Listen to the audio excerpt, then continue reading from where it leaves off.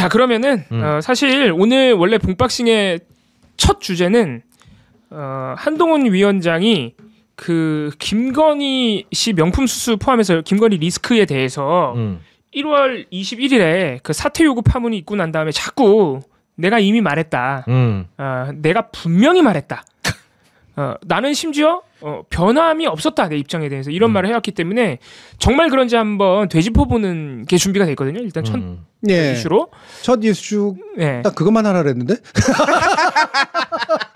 그래요. 우리도 욕심이 많아지고 있군요. 뉴스레터가 점점 양이 늘더라고요. 그러니까요. 아니 설명도 길어져. 아이고. 아니. 정치 번역기를 설마 이런 식으로 지금 만회하려고 하는 건가요? 예전에는 주로는 이제 쫙 인용해가지고 쭉쭉쭉쭉 다는 방식이었는데 네. 와 막 자기 의견도 엄청 많이 달고. 아니 왜 그렇게 됐냐면요. 아니 분명히 왜 그렇게 됐죠? 정치 번역기에 할 이슈를 뉴스레터에 쓰라고 하셔가지고 그러니까 기본적으로 4-5개거든요. 그걸 다 들어가다 보니까 이렇게 돼버린 건데. 야 이러다가 그러니까 우리 뉴스레터를 정치 번역기 아이템 위주로 이제 관련된 뉴스를 적어라 그랬지. 자기 의견 적으라고 안 했잖아. 정치 번역기는 재번역도 들어가서 토론을 해야 된다고 강요를 하셔가지고. 그건 뉴스레터는 적지 말고 말로 하라니까. 난 안 적으면 기억이 안 나. 아니 왜 여러 사람들이 보는데 그걸 다 적어? 평가해 주세요. 이렇게 되면은 최대한 뉴스만 쓰고 있긴 한데 이렇게 되면은 매주 논문을 하나씩 적어내고 있는 거 아니야? 그러면은 왜 이걸 이제야 말씀해 주세요? P4까지 왔는데 난 다 써야 되는 줄 알았어. 5개. 나 이거 여러 번 얘기했다니까. 그래요? 대본도 핵심 발언만 쓰고 해석은 머릿속에 다 가져와라. 그리고 해석은 말로 하면 된다. 뉴스레터에도 그렇게 되고 뉴스레터는 뉴스레터니까 뉴스만 써도 된다. 이 발언하고 연관된 보도를 어떻게 했는지를 주로 써라. 보도만. 뉴스레터니까. 그동안 내가 지금 얼마나 시간을 버린 겁니까 그럼. 그러니까 발언 딱 거기에 대한 보도 딱. 그렇게만 해도 돼요? 네. 처음부터 그렇게 하라고 했던 거 아니었어요? 보내드려야 이런 내용들에 대해 발언이 있었고 이렇게 보도가 나왔구나 이렇게 하면 되는 거지. 그렇게 하면 되는 거였어요? 네. 난 또 그거를 다 했어. 알겠습니다. 많은 분들이 뉴스레터 읽다가 되게 지쳤다고. 왜냐면은 뉴스가 5개가 들어가니까 원래 보통 한두 개였거든요 그동안. 5개가 들어가니까 많아졌는데. 그렇게 내가 대본 길게 안 해도 된다고 그래도 막 다 써. 내가 볼 때는 자기가 얘기할 걸 써놓는 쓰면서 자기 생각을 정리하는 것 같아. 네, 맞아요. 쓰는 과정에서 자기 생각이 정리되는. 왜냐면은 변명을 그만하겠습니다. 네. 자, 변명. 왜냐면 나하고 되게 스타일이 다르고 저는 그냥 딱 포인트만 적어놓고 나머지를 말로 하거든요. 근데 다 적어놓고 다 말 못하잖아. 왜냐면 저는 일단 해석이나 토론할 의견이 잘 없어요. 왜냐면 잘 몰라. 그래서 일단 이 사안에 대해서 알아야 돼. 찾은 걸 다 써놓는 거예요. 뉴스레터에다가 지금. 그럼 결국은 뉴스레터 쓰는 것도 아니고요. 자기 공부하고 있는 거예요, 그냥. 그렇죠. 노트. 그 노트를 우리가 보고 있는 거고. 봉우리의 뉴스 노트로 바꿔야겠네. 바꿔야겠네. 뉴스 노트 좋습니다. 근데 그렇다고 해서 막 제가 노트에 막 아무거나 적진 않아요. 물론 정제된 걸 적어드린 거예요. 정제된 거를 팩트 체크 최대한 한 거를. 정제 안 했으면 난리 났겠네요. 그러니까 근데 제가 그러면서 마시고. 약간 흐뭇해진 건 뭐가 있었냐면. 어쨌든 이제 자기 의견도 생기고 나름대로 자기 뉴스의 숲 사이에서 자기의 시각을 표출하려고 노력하는구나. 그래요? 네, 굉장히 시각이 많아요. 그래요. 가끔은 이거는 좀 아닌 시각인데도 있지만. 그건 조심해야겠다. 근데 그건 의견이니까. 그렇지. 다만 이제 뉴스레터는 뉴스레터는 그렇게 하면 안 되는데. 되도록이면 자기 개인의 의견을 많이 안 넣는 게 나으니까 판단하게 만들되.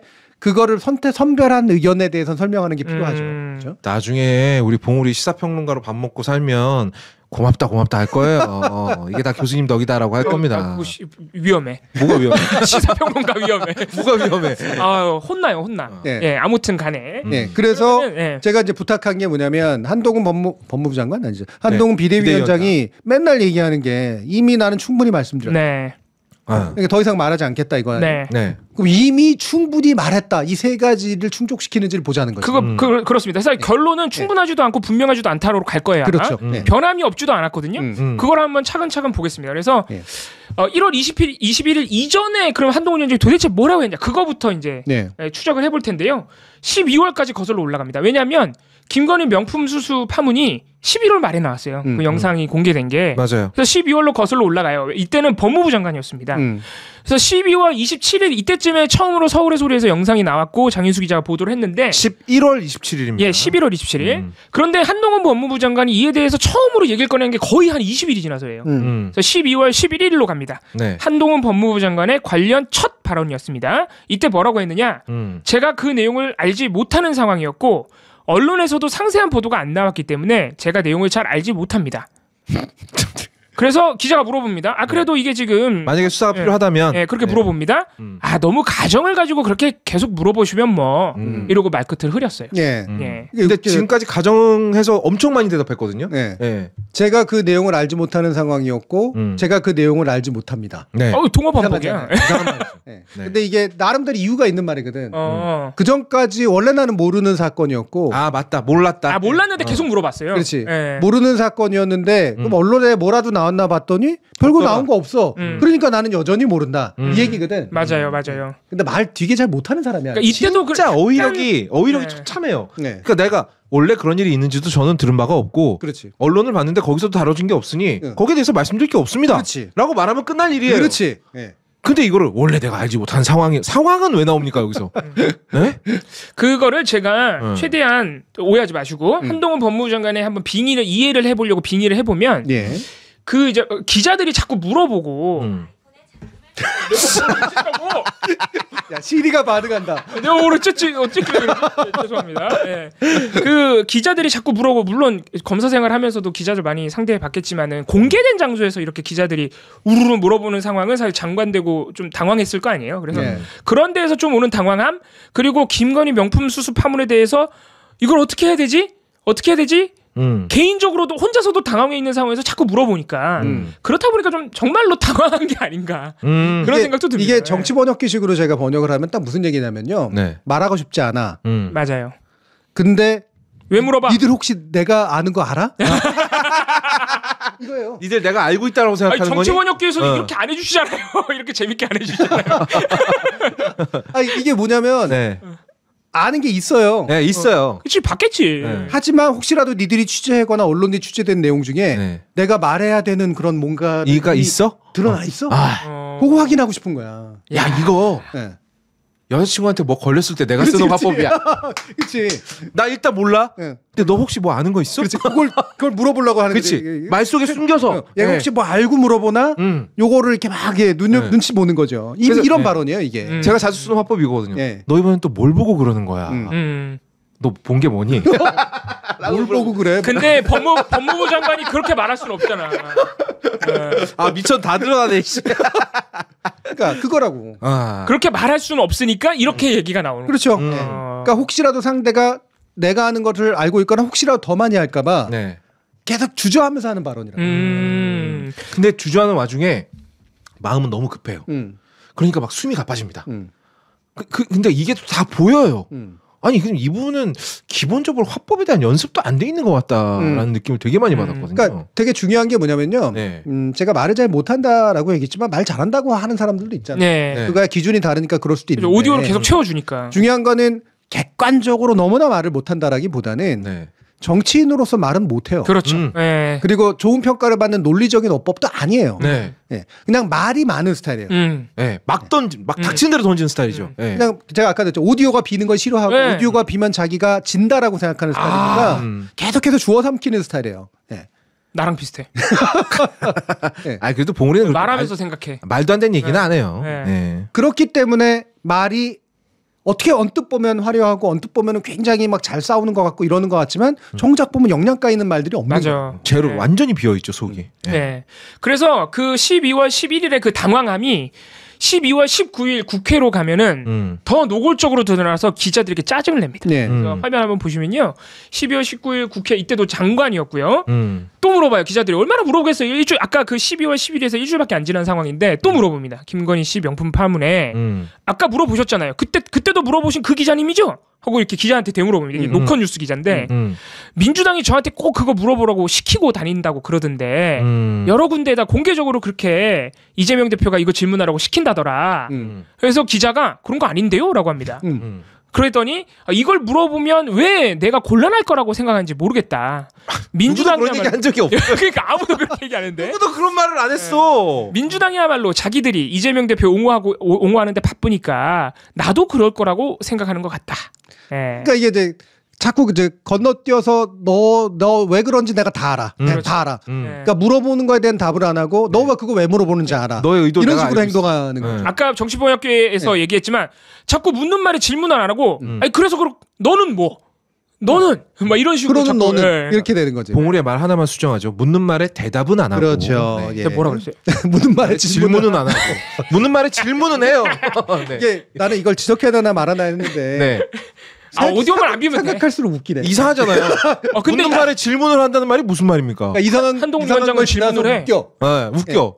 요걸 말했으면 재밌겠다. 너 뭐야 묻는 말에 질문하는? 근데 한동훈 위원장의 화법이잖아요. 묻는 말에 질문하잖아. 묻는 말에 선생님이 물었으면 질문을 해야지. 너 왜 묻는 말에 질문하네? 이거 좋다. 야, 이거 좋은 방법. 재밌겠네요. 저 앞으로 써먹겠습니다. 봉우리 시집가는 뭐지 근데? 야, 이거 거의 그 올킬 기법인데? 진짜 사람을 벙찌게 만들어 버리네. 제가 한동훈 위원장의 화법을 정확하게 간파한 거예요. 뭘요? 한동훈 위원장은 그 묻는 말에 질문을 하거든. 거짓말하지 마세요. 지금도 보세요. 그러니까 질문을 묻는 말에 질문한다는 게 맞다는 거예요? 묻는 말에 질문은 안 하고 말이야. 이랬잖아. 그렇지. 빙의가 된 걸 넘어서서 동질화 됐는데. 그렇지. 왜 멍 때리고 있어? 빨리 묻는 말에 질문해. 묻는 말에 질문하면 안 된다는 건데. 그러네. 묻는 말에 질문은 안 하고 말이야. 맞아. 한동훈 위원장 질문을 해야 되는데 안 하고 있어. 야, 언어의 개척자예요. 괴롭습니다. 이제 나는 면에서 내가 무슨 말 하는지도 모르겠다. 지난번에 댓글 달린 거 봤죠? 뭐라고요? 다 야동이라고 들었더만. 맞아. 우리 시청자들이 거의 대부분이 거짓말쟁이야. 미안합니다. 네. 미안해요. 어찌됐건 묻는 말에 대답은 하지 않고. 그렇지. 네. 자꾸 너는 뭐 민주당이 시켰지 뭐 이런 식으로 하니까 이거는 사실 기자한테 굉장히 무리한 것도 무리한 건데요. 너무 유치해요. 그렇죠. 유치해서 들어줄 수가 없습니다. 네. 그러니까 이런 거잖아요.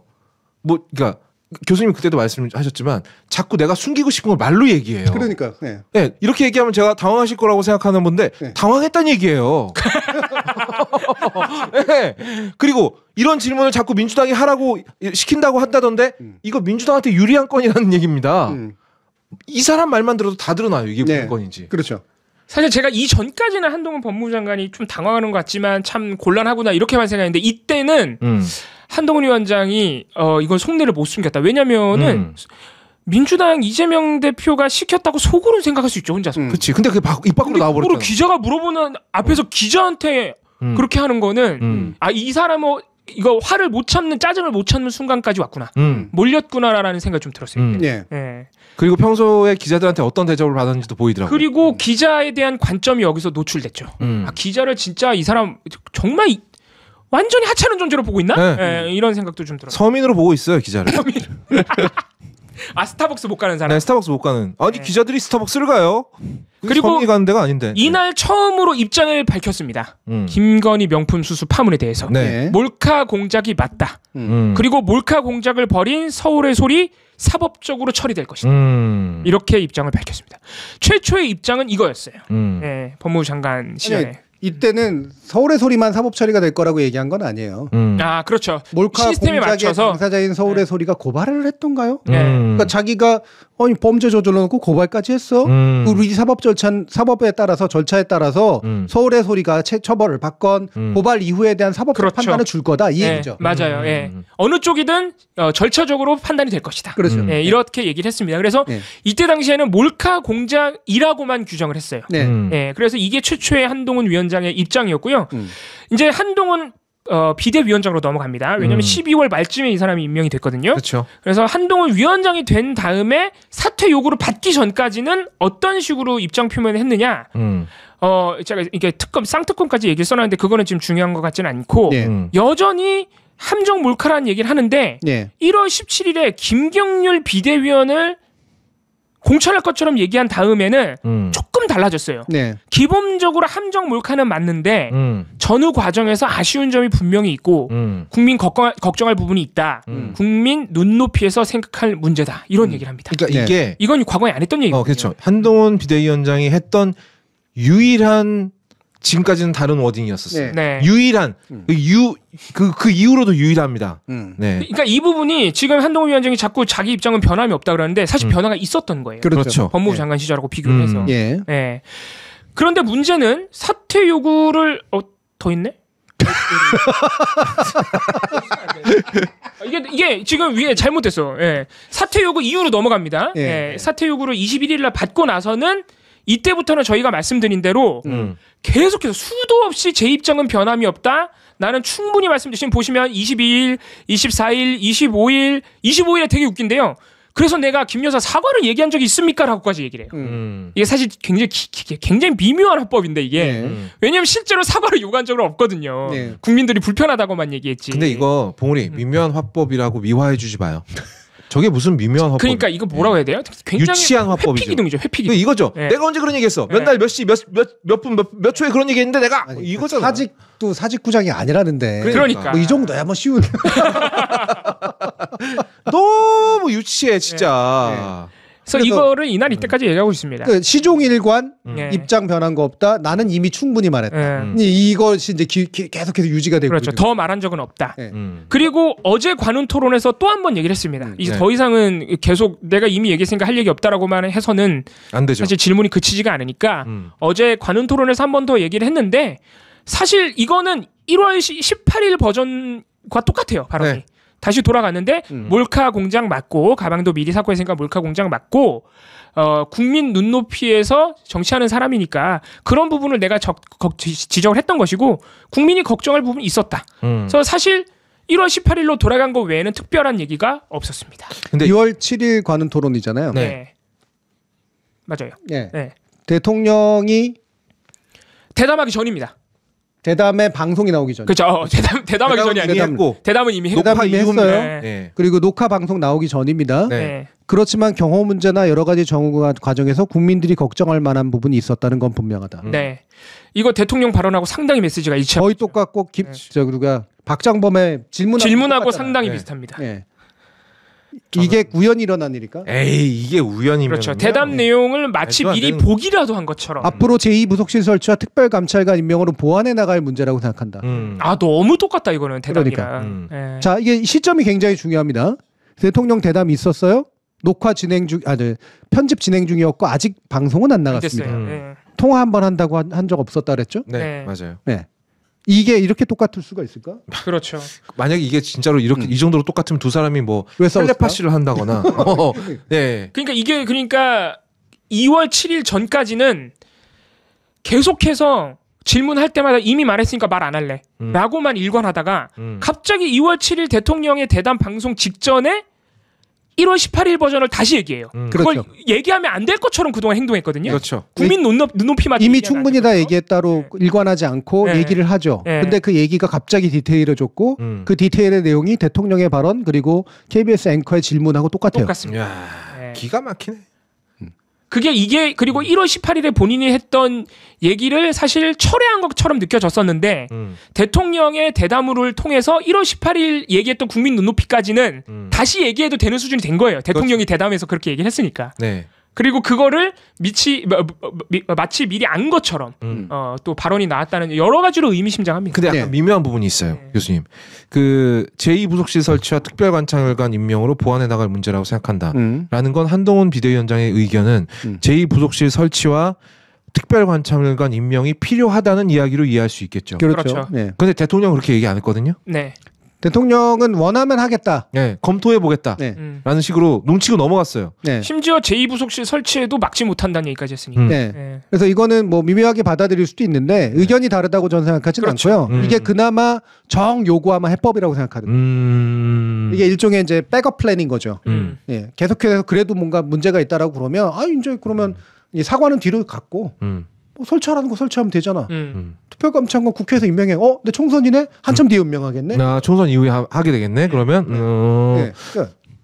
근데 저는 약간 그 한동훈 장관 특유의 마지막 댓글은 내가 단다 정신 있잖아요. 그래서 어떻게든 자기 말을 조금이라도 덧붙이고 싶은 그런 게 발동한 게 아닌가라는 생각을 했었거든요. 뭐 그럴 수는 있어요. 근데 결국 이게 당이 원한 거를 뭐 이를테면 대통령이 받아들였다라든가 이런 식의 흔적을 남기고 싶은 측면이 있을 수도 있죠. 굳이 이렇게까지 다 얘기 안 해도 되는데 그런 부분이 이제 일부 작동한 부분이 있을 수도 있고요. 앞에서 국민들이 그러니까 비대위원장이 되고 나서 걱정할 만한 부분이 있다. 국민의 눈높이에서 봐야 된다는 이 의미가 아니었다고요. 그렇죠. 네. 맞아. 그냥 국민 눈높이랑 걱정이라는 워딩만 똑같아. 그런데 경호 문제나 전후 과정에서도 붙었던 말이지만 경호 문제를 앞에 붙였잖아요. 경호 문제 전후 과정은 1월 18일에 얘기한 바가 없어요. 이걸 박찬범이 똑같이 질문했잖아요. 맞아요. 국민들이 처음에 관심사는 아니 어떻게 이런 사람이 여기에 들어갈 수 있었는지 여러 가지 경호라든가 이런 식의 문제에서 좀 문제가 있었던 게 아니냐라고 궁금하다. 이게 가장 궁금하다 그랬잖아요. 이게 기본적인 맥락이 동일하게 맞춰졌거든요. 완전히 메시지. 애초에 자기가 비대위원장으로서 냈던 독자적인 목소리로서의 걱정과는 다른 메시지예요. 근데 이 화법을 보면은요, 같은 말을 해놓고 해석을 바꿨단 말이에요. 근데 이분은 자기가 말한 거에 남이 이 해석인가요라고 물어보면 화내잖아요. 뭐 어쩌라고 너무 이러면은 한동훈 위원장 입장에서는 약간 안도를 했겠네요. 자기가 김경률 비대위원한테 동조한 것처럼 비춰져서 사퇴 요구까지 받았잖아요.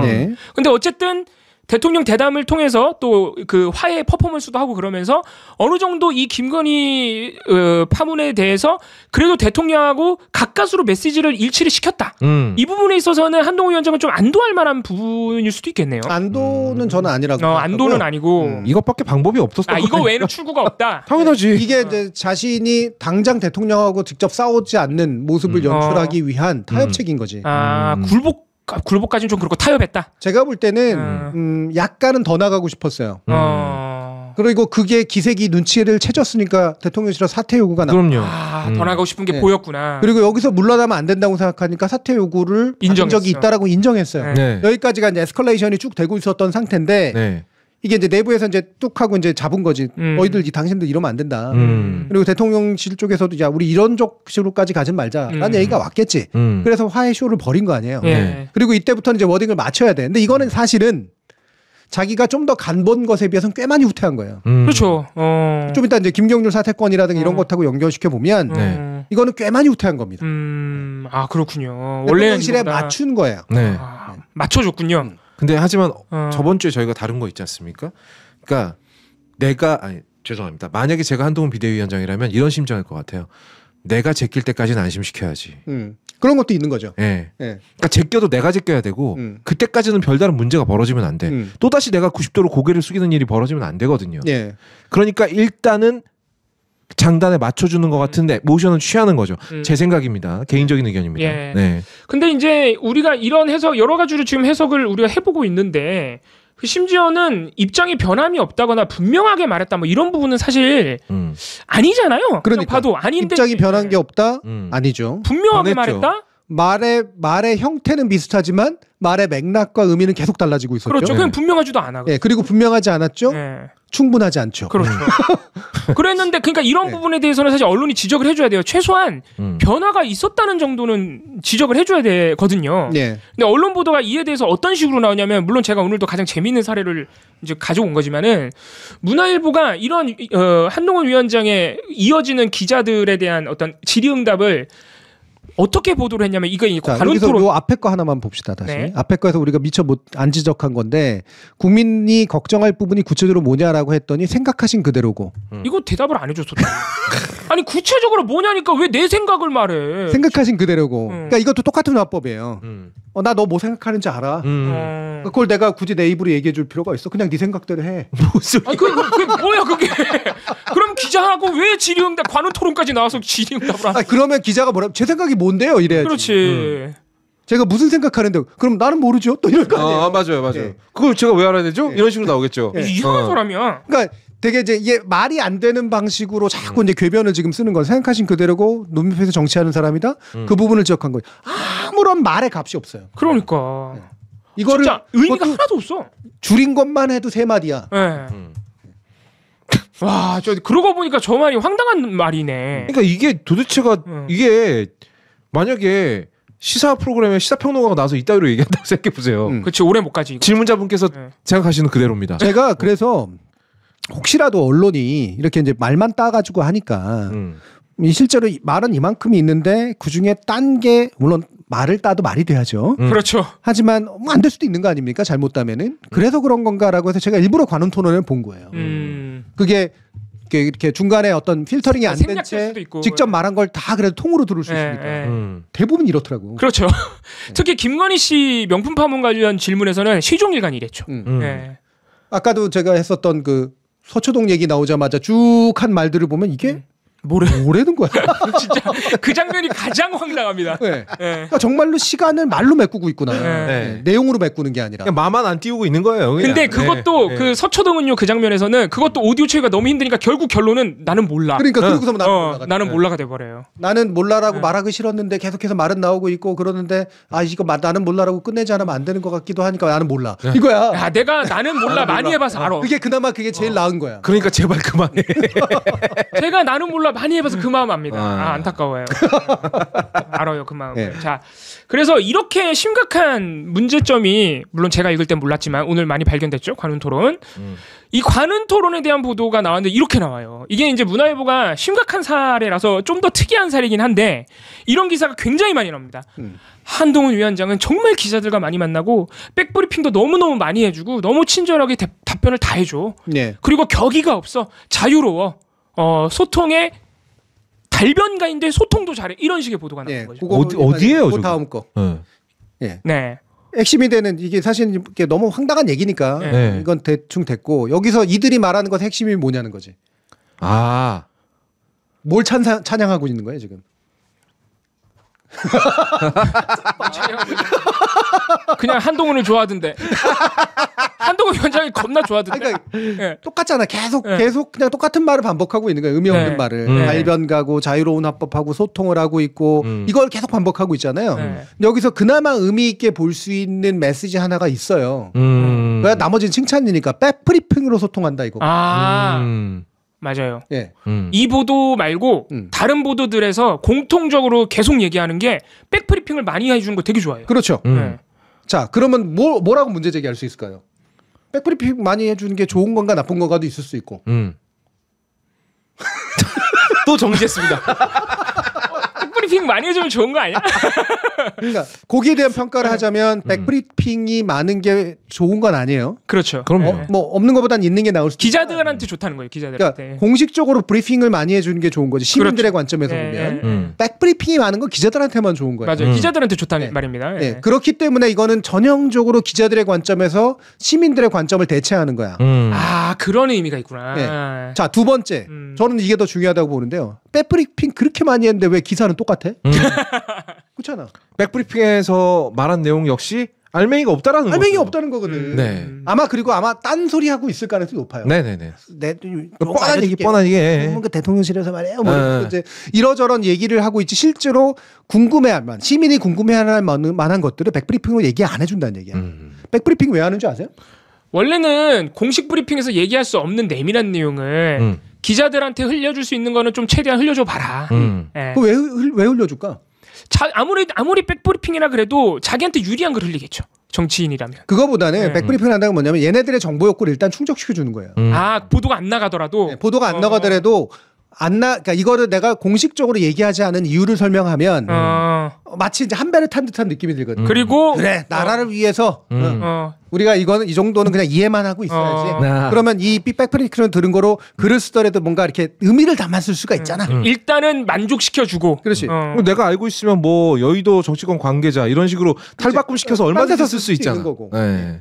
백브리핑의 기능이라는 건 사실은 별거 없어요. 근데 이건 문재인 정부에서 했었던 거고 협조를 구하는 거야. 그렇죠. 네, 협조를 구해서 다 공개적으로 얘기는 못하지만 왜 공개적으로 얘기를 못하는지 그리고 얘기되는 내용들 가운데 공식 정보는 이거를 해줬으면 좋겠는지를 설명하고 설득하는 과정이에요. 그러니까 이거는 시민의 알 권리 관점에서 보면 별로 좋은 게 아니에요. 그렇죠. 백브리핑 하는 게 다 기사로 나오는 것도 아니고. 하지만 만약에 백브리핑이 정말 이렇게 찬양할 만한 문제라면 백브리핑 덕분에 시민들이 뭔가 좀이라도 알게 된 좋은 기사가 나와야 돼. 그러네. 그런 게 또 없잖아. 없잖아. 근데 한동훈 지금 비대위원장한테 물어본 이미 다 나는 얘기할 거 다 했다라고 하는 것 자기 입으로도 더 이상 새로운 정보가 없어. 맞아요. 기자들이 물어봐도 얘기를 안 해줘. 근데 기자들이 백브리핑까지 듣고 그걸로 충분히 소통했다면 다른 방식으로라도 뭔가 얘기가 흘러나와야지.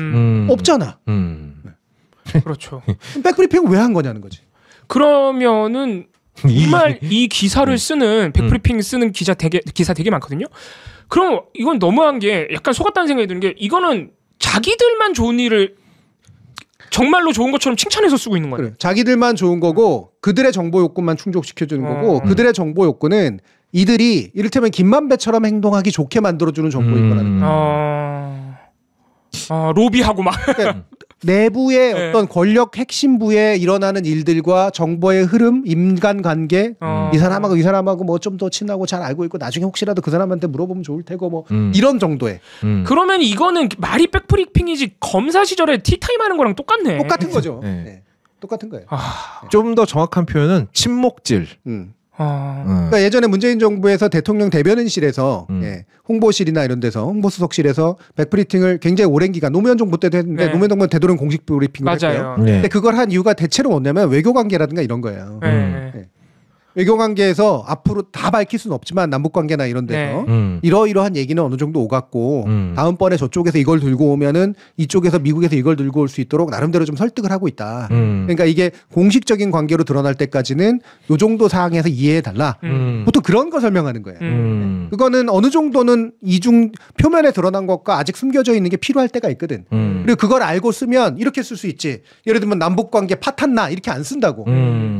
남북관계는 지금 물밑 협상 중 이런 식으로 쓸 수 있단 말이죠. 보안상 밝혀질 수 없으나 관계자는 이렇게 말했다. 그리고 외교 관계가 틀어지면은 심각한 문제가 발생하니까 최대한 좀 톤 다운 그렇죠. 그러니까 해줄 수도 있는 거고. 톤 다운 해줄 수 있고 직접적인 얘기는 안 하지만 잘 되고 있어를 얘기할 수 있다거나. 아니 근데 김건희 씨 명품 수수 파문에 대해서 어떻게 생각하세요? 이런 거는 그런 문제가 아니잖아요. 그냥 얘기해 주면 되잖아요. 그러니까 굳이 말하면 이건 거예요. 대통령 만났고요. 네, 솔직히 말하면 굉장히 허심탄회한 얘기가 오갔습니다. 민생 얘기 안 했고요. 그러니까 사실은 여러분들이 오해하는 것에 비해서 우리들은 뭐 관훈토론에서 얘기한 거하고 비슷한 맥락인데 사실 굉장히 친한 관계고 서로 의견이 다를 때도 많다. 옛날에도 많이 싸웠다. 근데 그때마다 윤 대통령 같은 경우에는 때로는 자기가 필요하다 했으면 설득도 됐고 아닌 경우에는 그래 각자를 존중하면서 그거는 일단 의사결정해서 배제하는 식으로 했다. 우리 스타일이 원래 그렇다. 이렇게 얘기하면 뭔가 오씨 알아먹은 것 같잖아요. 있어 보여. 네. 하지만 여전히 내용은 없어. 내용은 아무것도 없어. 아무것도 없어. 그게 그러네요 하고 집에 가서 기사 쓰려면 쓸 게 없어. 사실 그러니까 이 말은 5글자예요. 응, 우리 친해 이거예요. 네. 그러니까 이들 사이의 신뢰관계는 동독해. 봉합 단계로 들어가나? 봉합하는 것처럼 이미 분위기를 얘기했으니 봉합에 대한 구체적인 메시지는 없어도 봉합하고 있는 것 같아 라고 쓸 수 있는 거라고. 그러니까 그런 기사만 나오는구나. 그렇죠. 구체적인 메시지는 없는 채 이미 뭐가 되고 있는 것처럼 얘기가 되죠. 그러면은 백브리핑 많이 한다 그러지만 별 정보 있는 보도가 안 나오는 거는 백브리핑에서 하는 말이나 어제 관훈토론에서 한 말이나 별로 다르지 않다는 얘기 같아요. 다르지 않다는 얘기지. 윤석열 대통령과의 당정 갈등 문제에 대해서 정확히 그렇게 얘기했거든요. 나는 공적으로도 사적으로도 윤석열 대통령과 동독한 관계지만 생각이 다를 때 이해해 주시는 부분도 있었고 하지만 우리는 지금 나라를 위해서 일하고 있기 때문에 지금은 사적인 관계가 이렇게 들어갈 틈이 없다. 아무 문제 없다. 뭐 이런 식으로 얘기를 했어요. 그러니까 그런 거를 기자들 스스로도 보도를 할 수 있을 정도의 얘기는 자기들이 생각해도 아니야. 요거는 말로 쓰긴 그래. 하지만 나는 알아먹겠어. 아 그래 저 사람이 왜 바깥에서 저렇게 뿌리 설명할 수가 없는지를 내가 알겠어. 그리고 나는 남들보다 미리 알고 있어. 그러니까 나중에 요 얘기에 대해 좀 더 깊이 있게 해설도 할 수 있고 나중에 뭔가 더 많이 아는 것처럼 얘기해 줄 수 있다라는 착각을 하죠. 정작 기사는 쓸 것도 없는데 이게 백브리핑의 비밀이고 그러니까 백브리핑을 많이 한다고 국민의 알 권리가 충족되는 것도 아니며 백브리핑을 많이 하면서 유의미한 정보, 보도를 못하더라도 유의미한 정보를 주는 것도 아니다. 그런데 자기들은 좋다고 지금 백브리핑을 칭찬하고 있다. 소통왕이라고. 네. 그리고 저는 약간은 이런 것도 있을 거라고 봅니다. 한동훈 비대위원장을 칭찬해야 된다는 강박이 이런 처참한 기사를 탄생시키고 있다. 그러니까 저는 이해가 안 가는 게 백브리핑 많이 해서 유의미한 정보를 주는 것도 아니면 기자들한테도 좋은 게 아니야. 심지어 옛날에는 그렇지. 백브리핑 많이 해주면 좋은 거였거든요. 그러면 왜 저렇게 칭찬하죠? 이거는 한동훈 위원장에 대한 과도한 굳이 말하면 칭찬거리를 일부러 찾은 거고요. 억지로 찾아낸 거고 그것도 시민의 관점이 아니라 기자들의 관점에서 찾은 거고 기자들은 착각을 하고 있는 거예요. 이게 마치 자신도 동일한 내부자가 돼서 비밀한 내용을 공유하고 있는 듯한. 실제로 기분은 좋은 상태죠. 그렇지. 근데 이거 예전에 검찰에 있을 때 많이 쓰던 방식이 맞아요. 그대로 맞아요. 쓰고 있네요. 네. 맞습니다. 그러니까 이게 무슨 한동훈 비대위원장이 왜 훌륭한가에 대해서도 내용이 없어요. 자유로운 화법. 그러니까 격식 없는 분위기. 네. 그러니까 내용이 없는 거잖아요. 뭐요 이게? 자신의 인상을 얘기하는 거지. 네. 그러니까 이걸 기사로 쓴다는 것이 참 웃기죠. 네. 저런 칭찬을. 그러니까 이게 뭐 그냥 지나가다 잘생겼다 소리 들었다 뭐 이런 얘기 정도인 거잖아요. 그러니까 이번에 대통령 대담에서 대통령 대담하자마자 바로 뭐라고 얘기 나누면 어떤 그 신문사의 보도가 따옴표 하고선 격이 없이 뭐 집요한 질문이 쏟아졌고 거기에 대해 충분히 대답했다. 예. 이게 나왔어요. 예, 그 뉴스 왜 따옴표 붙여놨을까? 제목에다가. 이거 분명히 누가 한 말을 옮긴 건데. 예. 근데 이걸 본 사람이 이렇게 얘기할 수 있나? 나중에 알고 보니 대통령실의 평가야. 네. 지네가 해놓고 지네가 평가했어. 집요하게 질문이 있었대. 야, 이제는 자화자찬까지 제목으로 뽑아서 보도하는 거. 그것도 KBS를 칭찬해 주는 것까지 하고 있잖아요. 그러니까 집요한 질문이라니. 집요한 질문이라고 여러분들 보신 분들이라면 정말 단 한마디도 이건 집요한 질문이라고 얘기 못할 겁니다. 그 문제거리를 집요하게 피해가는 질문이긴 했어요. 정말 집요하게 피해가더라고요. 그러니까 근데 이런 식의 어떤 그 뭔가 이렇게 이상한 평가들이 서로 막 와 잘하고 있어 이런 식의 평가들이 오고 있는 거예요. 지금 거기 대통령실이나 뭐 비대위원장하고의 관계에 있어서나 기자들은 그냥 동료의식이 생긴 거고 거기서 뭐라고 얘기할 수는 없지만 나는 많은 걸 알고 있어 이런 거지. 이건 마치 대통령이 김치찌개 끓여가지고 우리 한번 밥 먹읍시다. 아무런 의미도 없는 얘기인데 대통령과의 대담도 아무런 내용이 없는데 거기에 참여했던 사람은 왠지 내밀한 뭔가 관계를 맺은 것 같아요. 언젠가 내가 김치찌개를 먹을 수 있을 것만 같은. 근데 원래 백브리핑이라는 것은 보도가 안 나가더라도 내밀한 정보를 줘서 그거를 이용하든 아니면은 국가 안보를 위해서 톤다운을 하든 이렇게 좀 중차대한 의미를 그래도 지니고 있었고 그 정보의 유의미성으로 언론도 좋아했었는데 지금 완전 변질됐네요. 그럼 백브리핑을 정보의 유의미성과는 아주 무관하게 언론 그러니까 기자들과 어떤 유착 관계를 형성한다고? 내밀한 친밀감 같은 거를. 그리고 심지어 기자들은 자기가 그 권력의 일부가 된 것 같은 느낌을 받아서 좋아할 수도 있다. 그렇죠. 이건 백브리핑의 의미도 굉장히 퇴색됐군요. 그럼. 이건 약간 선민의식의 연대 같은데요. 그렇죠. 네. 사실 애초에 백브리핑이 사실 그런 의미가 훨씬 더 가깝고요. 그나마라도 백브리핑의 결과로 뭔가라도 의미 있는 메시지를 쓸 수 있으면 그나마라도 기능을 하는 건데 우리가 오늘 하루 종일 확인했지만 입장 바뀌지 않았고 이미 다 말했다가 스스로도 아무것도 말을 하지 않았고 어떤 기자들도 거기에 대해서 그 이상의 얘기를 못했잖아요. 그렇죠. 그런 기사가 나온 적도 없고. 다른 그러면 그 백브리핑이 뭐냐는 거예요. 그러네. 궁금하네. 백브리핑에서 무슨 얘기했는지. 알겠습니다.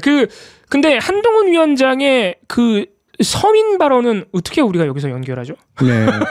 서민 발언이요? 서민 발언이 지금 PPT로는 준비가 안 돼 있거든요. 근데 저는 이분이 얼마나 정치적으로 어설픈 지금 상황인지를 아주 강력하게 보여주는 발언이라고 생각해요. 그러니까 이게 진짜 이거 뭐 제가 이 발언을 듣고 너무 기가 막혀가지고요. 정말 여러 가지로 생각을 해봤습니다.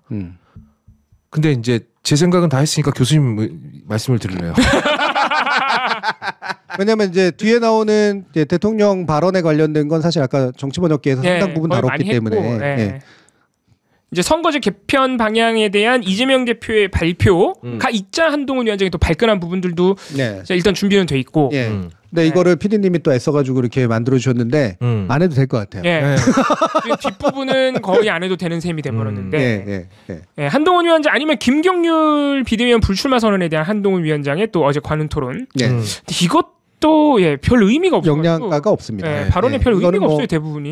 배경을 짚어주거나 보도의 내용도 별거 없어요. 보도도 이거에 대해서 뭐 나름대로 해설을 하고 있거나 우리가 아는 새로운 정보, 모르는 새로운 정보를 얘기해 주지도 않아. 그냥 그렇기 때문에 별로 의미가 없어요. 보도가 어떤 식으로 나오냐면요. 아니 왜 한동훈이 큰맘 먹고 개혁을 위해서 공천하려 한 김경률을 윤핵관인들이 자르느냐. 그러면서 윤석열 대통령을 굉장히 강하게 또 비판합니다. 근데 이게 우리가 사퇴 요구 파문 이후에 계속 봐왔던 한동훈 차별화시키기. 그런 보도 양상이 계속 이어지고 있는 것이거든요.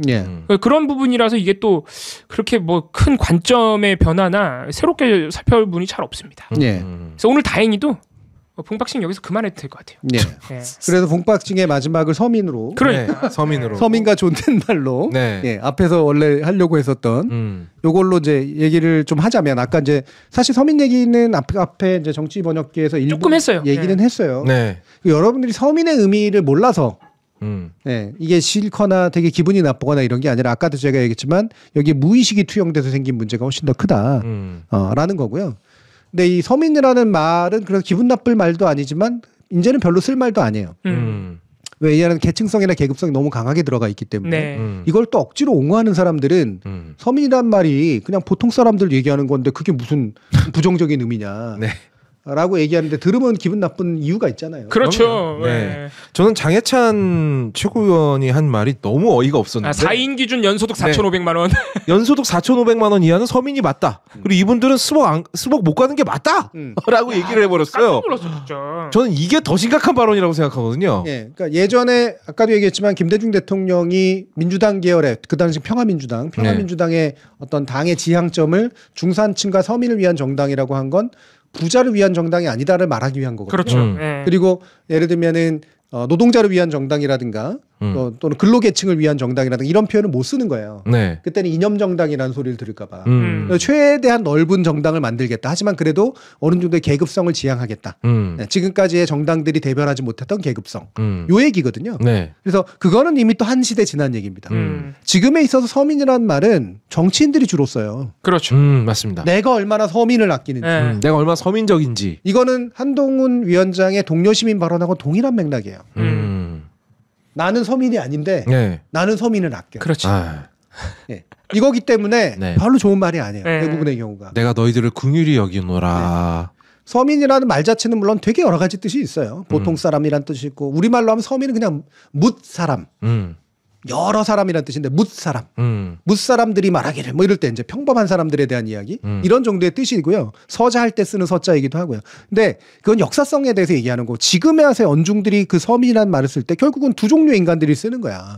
자기 스스로를 귀족이라고 생각하거나 상류계급이라고 생각하는 사람들이 낮게 바라보면서 쓰는 말이야. 그러면서 친한 척하려고. 맞아요. 분명히 그런 의미가 있어요.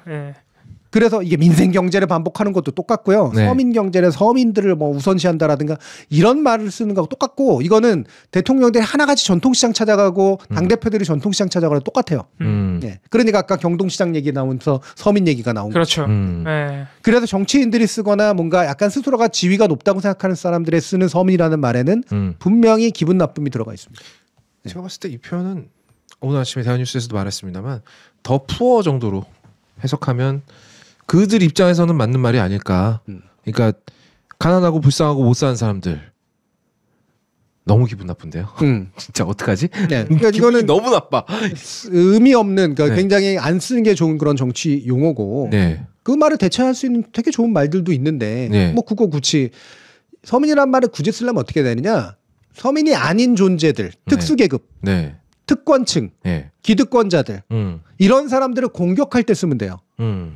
서민들의 삶을 알지도 못하면서 그렇지, 당신들이 그렇지. 서민 운운하느냐. 서민이라는 말을 자주 쓰는 사람들을 비판할 때 쓰면 돼요. 그렇죠. 그런 사람들을 비판할 때 잠시 비판적 용어로서 쓸 수는 있어도 실제로 긍정적인 의미 구성을 위한 용어로 쓰는 건 굉장히 구시대적이에요. 근데 이거를 굳이 갑자기 썼다? 박절하다와 거의 비슷한 느낌? 예. 거의 그 수준의 워딩이고 그리고 워딩 자체가 대단히 촌스럽습니다. 그 인식의 촌스러움이 드러나요. 그러니까 이게 한때 스타벅스가 사치의 상징처럼 불렸을 때가 있었어요. 그러니까 이게 뭐 된장녀 막 얘기 나오고 막 밥 한 끼에 국밥 한 그릇에 5,500원인데 가서 거기서 4,500원짜리 커피를 마신다 뭐 이런 얘기 나왔을 때가 있는데 이젠 그것도 한참 지났어요. 옛날 얘기죠. 그거는 심지어 옛날. 커피 프랜차이즈가 몇 개 안 될 때 시절의 얘기고. 그렇죠. 그러니까 그게 어느 정도 스타벅스가 독점적 지위를 누리고 있을 때 가격대가 좀 높았을 때 얘기거든요. 근데 그때의 시선을 아직도 갖고 있는 것인가? 아니면 그보다 더 옛날 시선일지도 몰라요. 그러니까 이거는 전형적인 정치인 사투리거든요. 상당히 많은 부분은 그렇죠. 정치인 서민이라는 표현이 튀어나왔다는 거예요. 그래서 오늘 우리가 생닭 가지고 쇼한 거. 생닭쇼. 그러니까 그것도 그 여의도 사투리를 버리겠다던 한동훈 위원장이 전형적으로 여의도 쇼맨십도 보여주고 있는 거잖아요. 아니 전형적인 걸 넘어서서 기괴하죠. 기괴하죠.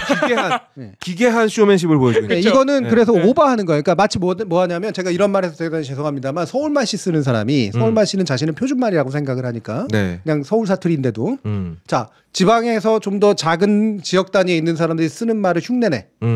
니 뭐하노? 잘 됐다. 기괴하구나. 그러니까 차라리 유능한 정치인은 여의도 사투리를 써서 적당히 오뎅 빼먹고 그렇죠. 이명박 맛있게 먹고 맛있게 먹고 돈 이렇게 현금으로 일부러 이렇게 내고 시장 상인들 껴안고 사진 찍고 현금 내면서 현금 영수 주시나 얘기 안 하고 그리고 이게 그냥 하는 액션이야. 내 젓가락으로 다른 사람 만두 안 짚고 민폐 안 끼치고 조용히 오는 거죠. 여의도 쇼도 해본 사람이 하는 거라고 안 해봐서 그러니까 저는 참 그게 별로 싫지만 그래도 그런 게 가지는 그런 관습이 가지는 나름의 어떤 위로 효과 같은 게 있거든요. 그리고 약간 친숙해지는 효과도 있습니다. 그리고 실제로 이제는 더 이상 시장이라고 하는 게 이른바 서민 경제를 대표하는 것도 아닙니다. 오히려 이마트가 더 대표할 수도 있고요. 그렇지. 오히려 우리 이거 웹 가지고 하는 게 더 대표할 수도 있어요. 맞습니다. 근데 그럼에도 불구하고 그게 남는 상징이라는 게 있으니 그 행동 정도는 오케이 할 수 있어.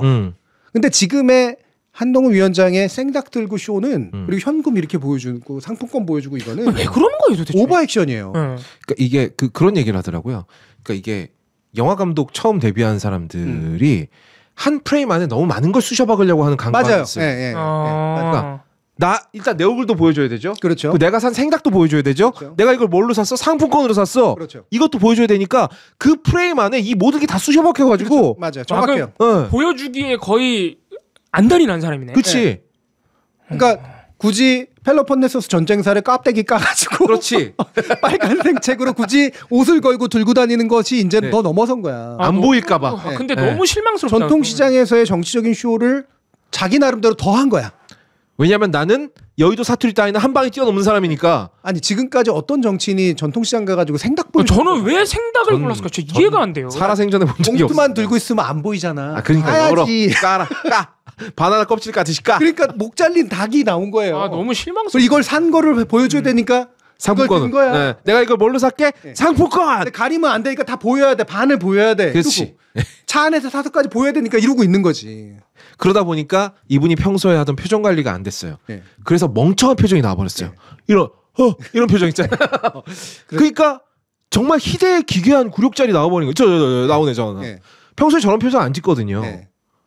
그러니까 이 기괴함이 어디서 나온 거야? 도대체 이걸 보는 사람은 처음에 딱 느끼고 이게 뭐 하는 거야? 그러니까요. 그쵸. 맞아. 전통시장 같구나. 이게 아니라 뭐 하는 거야 지금? 뭐야 지금? 그러니까 경동시장 가서 일종의 이제 뭐 유세 비슷한 걸 한다. 정치인 행보를 한다는 걸 맥락을 모르고 보면 진짜 이상한 장면이죠. 진짜 희한한 장면이죠. 되게 기괴하고 이상하잖아요. 이런 것들을 기호학적으로 얘기할 때 이게 영화학에서 잘 얘기했는데 딱 보면은 맥락 없이 뭔가 이상한 기호들이 배치돼 있는 거예요. 맞아. 그 전혀 생뚱맞은. 그것도 과하게.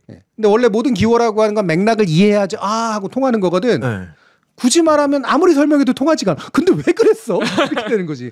예를 들면 우리가 이명박의 먹방처럼 그냥 오뎅 하나 베어 물면 전통시장 갔구나 또. 저기서 또 서민 코스프레 하네. 알아. 근데 저거는 딱 보고서 뭔지 모르는 거야. 낯설지. 그리고 이분이 또 어설픈 또 하나의 증거가요. 저게 지금 차에 탄 장면이지 않습니까? 차에 타면서. 우리 소위 말하는 서민들이 타는 차에 커튼 달려있는 차가 어디 있냐고요. 그렇죠. 그 프레임을 저 커튼으로 감싼 것도 너무 기괴해요. 하필이면 전날 얘기한 건데 서민을. 그런데 제가 다시 한번 한동훈 위원장과 화법이 비슷한 사람으로서 한 번 더 빙의해 보겠습니다.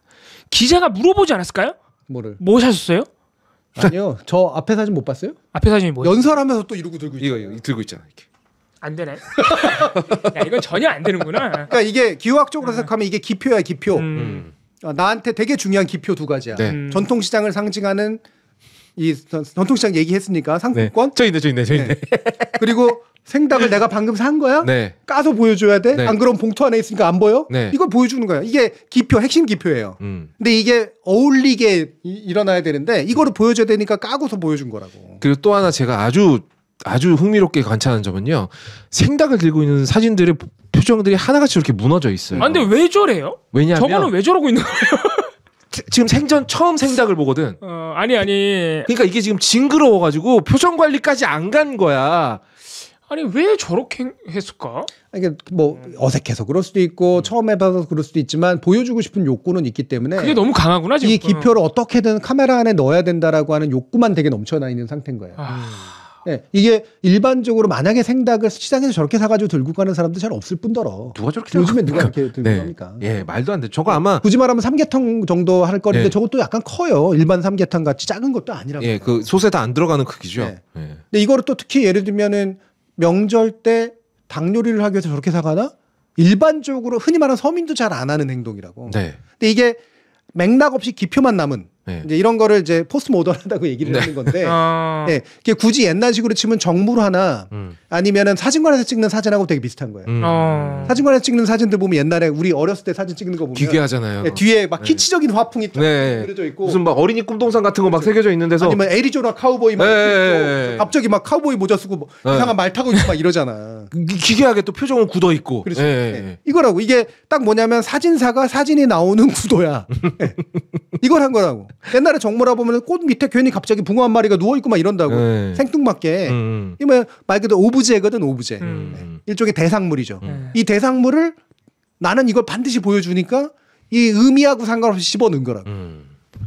그런데 포스트 모더니즘이라고 불러주기에는 너무 유치해서. 그러니까 지금 어떤 그런 어떤 기괴한 합성물을 보고 있는 것 같은 느낌이거든요, 지금.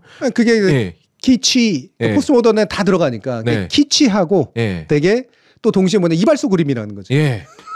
이발소 달력 그림 같은 거. 흔히 말하는 이발소 그림이에요. 지금 PD님이 한 가지 화면을 더 띄워주셨는데 저건 오늘 장면이거든요. 오늘 이제 설 연휴 인사 겸 연탄 봉사까지 했는데 저거 설마 일부러 바르고 있는 겁니까? 네, 지금 바르고 있는 거죠. 아 진짜로? 아니면 너무한다 진짜. 아니면 저렇게 깔끔 떠는 사람이 연탄 바른 손을 가지고 얼굴에 대고 있을 이유가 뭡니까? 그렇죠. 그렇지. 보통은 저렇게 손이 더러운 걸 아니까 얼굴에 손을 안 갖다 대죠. 평소에 연탄 근처도 안 가봤을 텐데. 그러니까 이런 게 자꾸 기표로 남기는 거죠. 내가 뭘 했다라고 하는 흔적을 보여줘야. 진짜 저 정도로 보여주기에 환장해 있다고? 솔직히 보면은 그냥 해서 뭐 했는데 예를 들면은 그 수해난 데 가서 치우러 갔는데 장화도 안 신었다라든가 장화에 진흙이 안 묻었다 그러면 또 욕해요. 그렇죠. 묻어야 돼. 그러니까 이제 자꾸 보여주기식으로 뭔가를 해야 되거든. 근데 진짜로 했으면 당연히 있어야 될 것을 진짜로 하지 않고 화장으로 보여주려고 하니까 저런 행동들이 나와요. 물론 저게 실제로 진짜 의도적으로 발랐는지는 저희가 정확하게는 물론 본인이 아닌 이상 모르겠지만 아까 생닭 같은 경우에는 그냥 너무 눈에 보이네요. 생닭을 보여준 거는 실제로 자기가 그걸 먹으려고 샀다고 해도 누가 그렇게 보여주냐고. 당연하죠. 그리고 먹으려고 산 걸 저렇게 손으로 주물럭주물럭 합니까? 이거는 저는 이렇게까지 좀 모든 정치인이 어느 정도는 보여주기가 필요하니까 근데 이 정도로 한동훈 위원장이 보여주기에 이 정도로 집착하면 솔직히 말하면 아무 의미 없이 뭔가 보여주는 것만 하고 있다는 거잖아요. 근데 이분의 행동 양식이 되게 일관돼요. 필로폰네소스 전쟁 때부터요. 그거 혹시나 잘 안 보일까봐 표지 쪽으로 책을 들고 카메라 렌즈 방향으로 정확하게 들었잖아요. 전 그 사진도 엄청 기괴했는데 그게 이게 점점 업그레이드가 되고 있는 겁니다 지금. 그렇죠. 그러니까 저는 그게 걱정이 되는 게 그렇게 보여주기만 하는 것의 가장 큰 위험성이 아까 우리가 한동훈 위원장의 발언들을 봤지만 발언에도 아무 의미가 없다는 거예요. 그렇죠. 그러면은 이거는 오로지 보여주기만 한다는 건 자칫하면 정치인이 사실 말로 하는 직업인데 말이 내용이 없어 버리면 모든 게 진심 없이 다 거짓말이라는 얘기가 돼버리거든요. 그럼요. 지금 진심은 그러니까 정치는 이벤트고 보여주기식 쇼도 당연히 있는 거고 그리고 잘 보여져야 메시지 전달도 잘 돼. 그러니까 쇼거나 보여주기식으로 했다고 해서 욕할 게 아니라고. 그렇죠. 어느 정도 다 필요하니까. 예전에 문재인 대통령이 제가 쇼통령이라고 욕했는데 좋은 연출은 정치에서는 언제나 필요한 거야. 문제는 그 연출의 핵심적인 내용이 있어야지. 내용이 없이 연출만 하면 그게 껍데기만 있는 거고요. 심지어는 연출이 이발소 그림이 돼버리면 허접하면 욕하지 사람들이. 그렇죠. 근데 이거는 보통의 정치인들도 안 하는 짓이에요. 이렇게까지 하는 거를 본 적이 없으니까 우리가.